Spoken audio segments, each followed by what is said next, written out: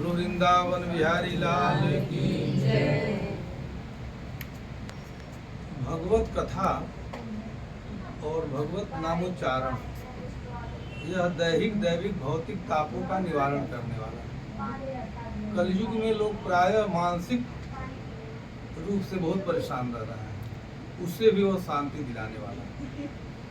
यानी भगवान की कथा और उनके नाम में यह गुण है कि वह तमाम सारे अपराधों का शमन तो करता ही है, नए अपराध न बने इसके लिए भी वो प्रेरित करता है, ऐसी प्रवृत्ति बना देता है। ये भगवान के नाम का गुण है। और आप लोग जिस भगवान के अलौकिक नाम का, जिन्हें हम मंत्र के रूप में आपको दीक्षा देने जा रहे हैं, वह ऐसा मंत्र है कि 24 घंटे आप किसी स्थिति में उसका जप कर सकते हैं। निरंतर किन्हीं स्थितियों में उसका जप करते रहेंगे तो निश्चित रूप से वो कल्याण ही करने वाला है। ये मंत्र प्रकट हुए जब शिवलिंग प्रकट हुआ, उस समय इस चराचर जगत में केवल 2 व्यक्तित्व थे, 2 विभूतियां, भगवान ब्रह्मा और भगवान विष्णु थे। दोनों के बीच से शिवलिंग प्रकट हुआ।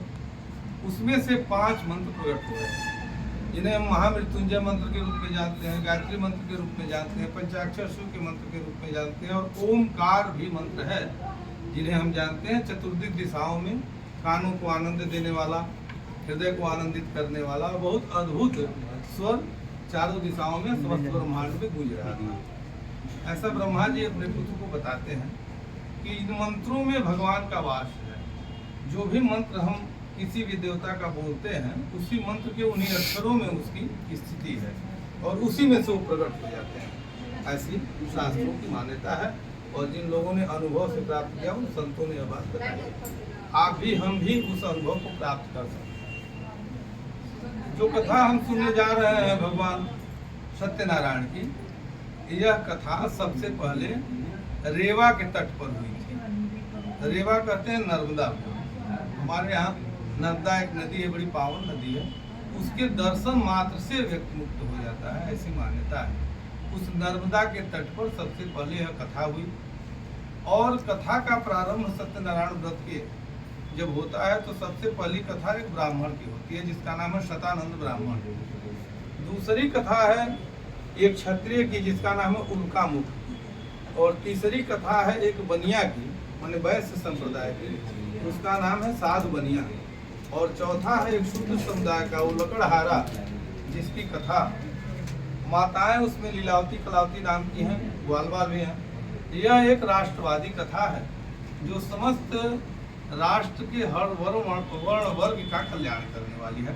ऐसी कथा के प्रसंग को देखकर लगता है हम निर्गुण निराकार ब्रह्म जो चराचर जगत में व्याप्त है, कहते हैं कण कण में है, वो अचिन्मय है, विनाशी है, चेतन है, सर्वत्र रहने वाला है, सर्वज्ञ है, सर्वशक्तिमान है। ये बातें सुनते हैं लेकिन उसे देख तो पाते नहीं अपने इन लौकिक आँखों से।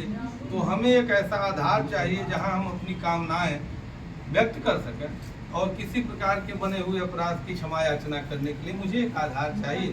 तो यह सत्यनारायण व्रत कथा सर्वोत्तम आधार है। इसमें बहुत ज़्यादा कठिनाई नहीं है। एक लोटा जल रख लिए, आम का पल्लो तोड़ के लाए, 4 फूल तोड़े, पंजीरी बना लिए, अक्षत लाए, सिंदूर घर में ही है, हल्दी भी घर में है, और तुरंत एक आधार बन जाता है जहां हम अपनी भावनाएं व्यक्त कर सकते हैं और अपने मन की कामनाएं या किसी भी प्रकार के प्रायश्चित और पश्चाताप के लिए एक बहुत सुंदर सा साधन मिल जाता है। और इस माध्यम से हम अपने कुटुंबी जन, परिवारी जन, इष्ट मित्र और पास पड़ोस के लोगों को इकट्ठा भी कर लेते हैं और इकट्ठा करके हम एक आनंद का वातावरण भी बना लेते हैं। इस प्रकार सत्यनारायण व्रत कथा आज के युग की बड़ी प्रासंगिक कथा है। आइए हम इसका पान करते हैं भगवान का नाम लेकर। गुरु वृंदावन बिहारी लाल की जय।